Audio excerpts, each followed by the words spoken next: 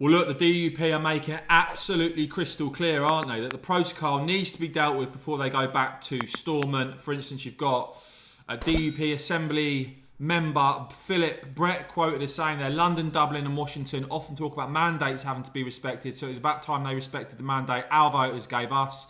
They told us they want the protocol dealt with before we go back into any executive. The DUP said will not and cannot go to the executive until the issue is resolved, whether London, Dublin or Washington like it or not. Now, one aspect that's been a bit overlooked in terms of the protocol is the ECJ, the European Court of Justice.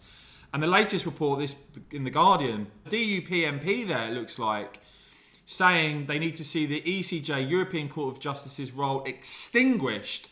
Quote is saying all the energy in unionism right now is on the right and is demanding serious changes. Now, if you remember, back in October, and it just shows you how long this has been allowed to rumble on for, which I think is quite ridiculous, but back in October, the UK was saying, the British government was saying they wouldn't cave over the role of the ECJ in the protocol. Now, the EU was saying they were refusing to renegotiate the role of the ECJ. Quote is saying, we'll not renegotiate the protocol and the role of the Court of Justice is not up for discussion. We then had reports in December that the UK had completely backed down on the ECJ, dropping the demand for the removal of the ECJ. And straight after that, and you know, I was questioning whether there was some link on this or not, straight after that is when you saw Lord Frost resign as Brexit Minister.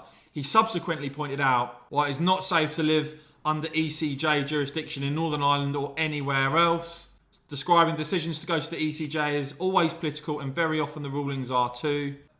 Saying, unfortunately, ongoing ECJ jurisdiction was conceded by our predecessors early on in the withdrawal negotiations, but describing it as politically illegitimate and said our government must think carefully about how it engages with the process now. Now, clearly, as far as the DUP are concerned, they want action on this from the British government. We know the Northern Ireland Secretary Brandon Lewis set to meet with the leaders of Northern Ireland's political parties today, but the DUP very clear, warning Boris Johnson that it will stall power sharing potentially up until Christmas. A senior party figure quoted as saying, we will say he has a choice, Stormont or the protocol. Let me know what you make of this in the comments below, guys. As ever, if you want to support my videos, do hit the thanks button to give a super thanks. And of course, as ever, cheers for watching.